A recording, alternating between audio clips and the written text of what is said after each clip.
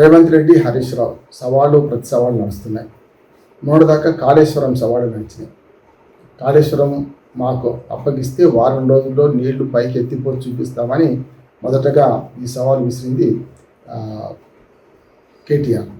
ఆ తర్వాత 3 రోజులు ఏమిటి, వారం రోజులు ఏమిటి, 3 ఏళ్ళు అప్పగిస్తాం. ఫామ్ హౌస్లో పండుకున్న కేసీఆర్ అసెంబ్లీకి వచ్చి తాను ఎందుకు ఎట్లా చేస్తానని ఒప్పించి అసెంబ్లీ సభ్యులను ఒప్పించి మరీ తీసుకుపోయి 3 ఏళ్ళు ఇస్తాం, వారం రోజులు ఏమిటని రేవంత్ రెడ్డి అన్నాడు. తర్వాత హరీష్ రావు అన్నాడు, వారం కాదు 3 ఏళ్ళు కాదు, ఒకసారి మంత్రిగా అప్పచెప్పండి, నేను గతంలో ఇరిగేషన్ శాఖ మంత్రిగా చేశాను కదా, మాకు 3 నెలలు అప్పగిస్తే కాళేశ్వరం మొత్తం కుంగిపోయింది, బాగా చేస్తాం, నీళ్ళు ఇస్తాం, దాన్ని పూర్తి స్థాయిలో మరమ్మతులు చేస్తాం, దమ్ముంటే నాకు ఇవ్వమని ఆయన అన్నాడు. దానికి మళ్ళీ ఇటు పక్కన ఉత్తమ్ కుమార్ రెడ్డి గారు ఏం మాట్లాడలేదు, ఎందుకంటే తన శాఖ కదా, మరి సాగునీటి శాఖ నాకు ఇస్తే అప్పచెప్తే 3 నెలలు చేస్తా అంటే మరి ఆయనకి ఏం మాట్లాడకపోతే ఇటు పక్క జగ్గారెడ్డి, తూర్పు జగ్గారెడ్డి, మనకు జయప్రగా మన సంగారెడ్డి మాజీ ఎమ్మెల్యే, ఆయన మాట్లాడుతూ నీకు ఇవ్వాలంటే ఎట్లా ఇస్తారయ్యా, నువ్వు కాంగ్రెస్ పార్టీలో చేరు, అప్పుడు అధిష్టానం ఆలోచించి నీ మంత్రి పదవి ఇవ్వాలా లేదా, సాగునీటి శాఖ మంత్రి ఉత్తమ్ కుమార్ రెడ్డి, రేవంత్ రెడ్డి అధిష్టానం ఆలోచన చేస్తుంది, నువ్వు మొదలు కాంగ్రెస్ పార్టీలో చేరితే కదా నీకు మంత్రి ఇచ్చేది అన్నాడు. కానీ యాక్చువల్గా జగ్గారెడ్డి గారు దాంట్లో పసలేదు. ఎప్పుడు కూడా దానే కూడా మంత్రి పదవి ఇవ్వచ్చు ఎవరైనా. ఇప్పుడు మన్మోహన్ సింగ్ గారు దేనికి ఎన్నికయ్యండి, ఆయన ప్రధానమంత్రి అయ్యిండు, తర్వాత రాజ్యసభకు ఎన్నికయ్యండు. మొదలు ఎన్నిక ఏం కాకుండా డైరెక్ట్గా అంతకుముందు ఆర్థిక మంత్రి ఉంటే మన్మోహన్ సింగ్ గారు ప్రధానమంత్రి చేసేసాడు, తర్వాత రాజ్యసభకు తీసుకున్నాడు. 2 సార్లు రాజ్యసభ నుంచి ఎన్నికయ్యండి ఆయన. అంతకుముందు ఆర్థిక శాఖ మంత్రిగా ఉన్నప్పుడు కూడా మరి పివి నరసింహారావు గారు అంతకుముందు పివి నరసింహారావు గారు కూడా అప్పటికే కుర్తాళం పీఠాధిపతిగా పోతా అనుకున్నాడు. రాజీవ్ గాంధీ చనిపోవడం వల్ల ఆలాస్వాడను వచ్చేసి మరి ప్రధానమంత్రి అయ్యాడు. ఆయన కూడా అప్పటికి ఏ సభ్యుడు కాదు. నంద్యాలలో మరి అప్పుడు అక్కడి గంగుల ప్రతాప్ రెడ్డి గారు రాజీనామా చేసి ఆయనకు అప్పగిస్తే అప్పుడు తెలుగుదేశం పార్టీ పోటీ పెట్టకపోతే అప్పుడు ఎన్నికైంది కదా, ఇది నంద్యాల నుంచి పివి నరసింహారావు గారు. అందుకని ప్రధానమంత్రికే ఎన్నికైన వాడు కాకుండా ఉండొచ్చు అన్నప్పుడు ఓ మంత్రి ఇస్తేందుకు జగ్గారెడ్డి అన్నట్టు నువ్వు కాంగ్రెస్ పార్టీలో చేరాల్సిన అవసరం లేదు, ఆయన తీసుకోవాల్సిన అవసరం లేదు. ఇది సవాళ్ళు ప్రతి సవాళ్ళు మొన్నదాకా కాళేశ్వరం నడిచింది. ఇప్పుడు కాళేశ్వరం అయిపోయింది. ఇప్పుడు ఇంకొక దాని మీద సవాళ్ళు నడుస్తున్నాయి. ఏమిటంటే మన హరీష్ రావు బీజేపీలో చేరుతాడు అనే మాట వస్తుంది అని డైరెక్ట్గా మా ముఖ్యమంత్రి రేవంత్ రెడ్డి గారే ఆరోపిస్తున్నారు. బీజేపీలో చేరాలని ఒట్టేసి చెప్పు, మీ మామ మీద ఒట్టేసి చెప్పు అని ఈ హరీష్ రావును రేవంత్ రెడ్డి సవాల్ విసిరారు. అప్పుడు రేవంత్ రెడ్డికి సవాల్కు హరీష్ రావు ప్రతి సవాల్ ఏమందంటే, అయ్యా నువ్వు ఇప్పటిదాకా అన్ని దేవుళ్ళ మీద ఒట్టి పెట్టుకున్నావు కదా, 2 లక్షల రుణమాఫీ చేస్తానని ఏ జిల్లాకు వస్తే ఆ జిల్లాకు వచ్చి, ఆదిలాబాద్ పోతే సరస్వతి మాత మీద, కరీంనగర్కి వస్తే రాజన్న మన వేమరవాడ రాజన్న మీద, మెదక్ వస్తేనేమో కొండ మన ఏడుపాయల దుర్గమ్మ మీద, ఇట్లా మన వరంగల్కి వస్తే భద్రకాళి మీద, అట్లాగే రాముడి మీద, ఖమ్మం జిల్లాకు వస్తే రాముడి మీద, అసలు ఏ దేవుడిని విడిచిపెట్టావు, దేవుడిని అందరి దేవుళ్ళ మీద ఒట్లు పెట్టుకున్నావు కదా, ఇప్పటికీ ఖమ్మం జిల్లాలో నువ్వు కనుక రుణమాఫీ చేసినట్టు నిరూపిస్తే మరి నీ ఒట్టు తీర్చుకున్నట్టే, నీ మొక్కు తీర్చుకున్నట్టే. మరి అదే చేయలేదు, రాముడిని మోసం చేసినాను, రాముడి పేరు మీద ఒట్లు పెట్టుకొని పోయినావు, అటువంటి అప్పుడు నేను ఒట్లు పెట్టుకోవాల్సిన అవసరం లేదు, నువ్వు ఒట్లు పెట్టుకుంటావు తప్పుతావు, నేను ఒట్టు పెట్టుకొని తప్పను కూడా అన్నమాట నిలబడతానని ఇప్పుడు హరీష్ రావు ప్రతి సవాలు విసురుతున్నారు. ఇప్పుడు సవాళ్ళు ప్రతి సవాళ్ళు ఎట్లా వస్తున్నాయంటే, మొన్నటిదాకా కాళేశ్వరం సవాళ్ళు అట్లాగే, ఇప్పుడు దీని మీద సవాళ్ళు కూడా ఇట్లాగే. రైతులకు ఏం చేసేవారు అంటే 1,47,000 కోట్ల రూపాయలు సాయం చేసినామని మన బట్టి విక్రమార్క గారు చెప్తున్నారు. దేని మీద ఎంత లెక్క ఉండాలి కదా. రైతు భరోసా మొత్తం కలిస్తే 30,000 కోట్ల కన్నా ఎక్కువ ఇవ్వలేదని లెక్కలు చెప్తున్నాయి.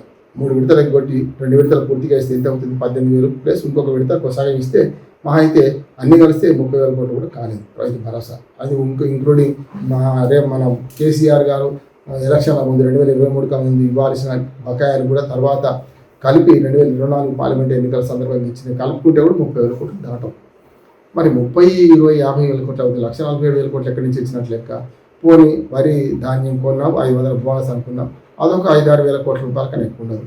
అది కాకుండా ఇంకేముంటుంది అని చెప్పడానికి ఏమీ లేదంటే అంకెల గారిడి చేస్తున్నాయి ఈ ప్రభుత్వాలన్నీ కూడా. ఒకటి. రెండోది ఏం చేస్తున్నారంటే, ఇప్పుడు ఈ ఒట్లు ఇవన్నీ అవసరం లేదు, డైరెక్ట్గా నేను పార్టీ మారడం మీకు తెలుసు, నేను బీజేపీతో టచ్లో ఉన్నా లేనని ప్రజలు తెలుసుకుంటారు అంటున్నాను. అందుకనే హరీష్ రావు వర్సెస్ రేవంత్ రెడ్డి ఈ సవాళ్ళు ప్రతి సవాళ్ళు మొన్నదాకా కాళేశ్వరం నడిచింది, ఇప్పుడేమో మన బీజేపీలో చేరడానికి నడిచింది. అప్పుడు అవును, ఎందుకంటే గతంలో కూడా హరీష్ రావు మీద గతంలో ఆరోపణ వచ్చింది, ఎప్పుడైతే టీఆర్ఎస్ ఉన్నప్పుడు 2004 ఎన్నికల్లో గెలిచి మంత్రి పదవులు చేశారు, మంత్రులుగా ప్రమాణ స్వీకారం చేశారు. చేసిన తర్వాత అప్పుడు రాజశేఖర రెడ్డి గారిని అభివృద్ధి కోసం హరీష్ రావు కలిస్తే అప్పుడే కాంగ్రెస్ పార్టీలో చేరుకుంటున్నాడు, మామకు ద్రోహం చేస్తాడు, మరో చంద్రబాబు నాయుడు అని చెప్పి అప్పుడు ప్రచారం చేసిండు. కానీ ఇప్పుడు ప్రచారం చేసి ఎన్నేళ్ళు అయింది? దాదాపు 2004 అంటే 14, 24, 22 ఏళ్ళ క్రితం, 23 ఏళ్ల క్రితం జరిగింది ప్రచారం కదా. మరి ఎప్పుడైతే తాను అల్లే ఉన్నాడు కదా, మా మీద ఒట్టువేయాల్సిన అవసరం లేదు, నా జీవితాంతం నేను బీఆర్ఎస్ కప్పుకొని చనిపోతాను అనే మాట హరీష్ రావు అంటున్నాడు, చూస్తున్నాం మనం. అందుకనే ఇప్పుడు దీనికి మళ్ళీ ప్రతిగా కూడా హరీష్ రావు ఇంకొన్ని మాటలు మాట్లాడుతున్నాడు.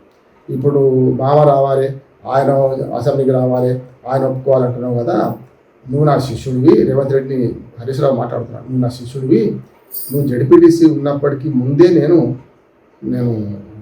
ఎమ్మెల్యేను, 23 ఏళ్ళ సీనియర్ ఎమ్మెల్యేను, నువ్వు జడ్పీటీసీ ఎమ్మెల్యే ఎంపీఓ ఇవన్నీ అయినా ఆ తర్వాత నేను 20 ఏళ్ళ రాజకీయ జీవితం, మొత్తం జడ్పీటీసీ ఎన్నిక 20 ఏళ్ళు ఇప్పటికీ, కానీ నేను ఎమ్మెల్యే ఎన్నిక 23 ఏళ్ళు, నీకంటే నేను సీనియర్ను, నా ముందట వచ్చాను, నేను సరిపోతాను, నాకంటే ఎక్కువ నీకు అవసరం ఏందని కూడా ఒక రకంగా ఛాలెంజ్ విసిరిండు. ఏది అసెంబ్లీ సాక్షిగా నువ్వు రమ్మంటున్నావు కదా, కేసీఆర్ నీకు సమానస్కందుడు కాదు, నేను సరిపోతే నీకు, నువ్వు నా శిష్యుడే, నా వెంబడి తిరగలేదా బీఆర్ఎస్లో పార్టీలో ఉన్నాడు.